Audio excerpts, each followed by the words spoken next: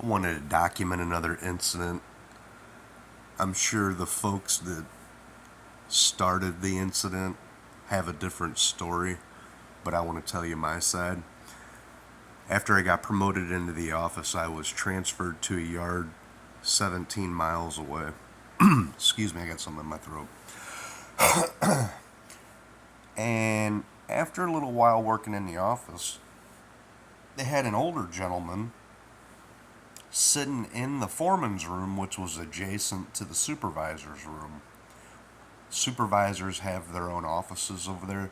The assistant and the supervisors share an office, and there are three sets of them for the different divisions.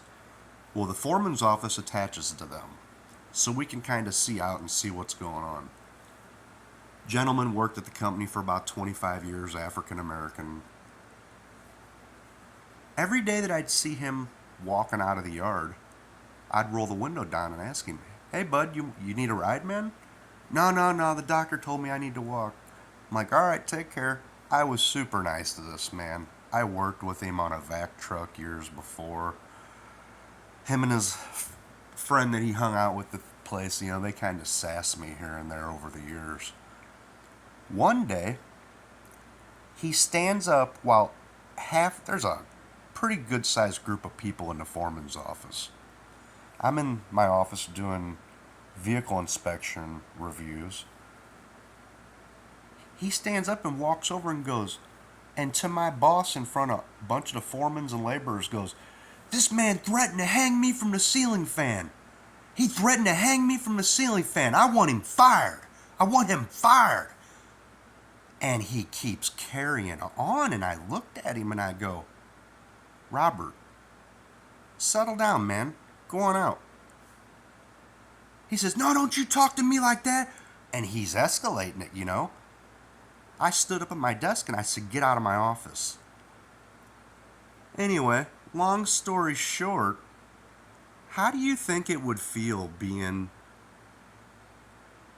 a white male, being accused falsely in front of all your coworkers that you threatened to hang an African American gentleman from the ceiling fan?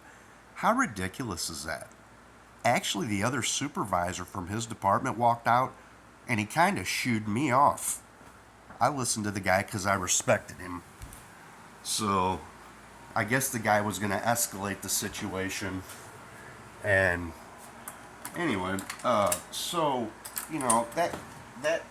leads credence to the. Sorry, my daughter's walking in. That leads back to my grandfather and what happened with my grandmother during World War II. I told the story about what happened to my great grandparents and how they hung them. I find it highly distasteful. That's some of the environment that I was dealing with. There's something else that happened at a treatment plant, and the Federal Bureau of Investigation knows what it is, and it was actually directed at me. So I had been doing work down in that channel with an operator down there and a couple other people. So it's just some stuff I'm trying to document.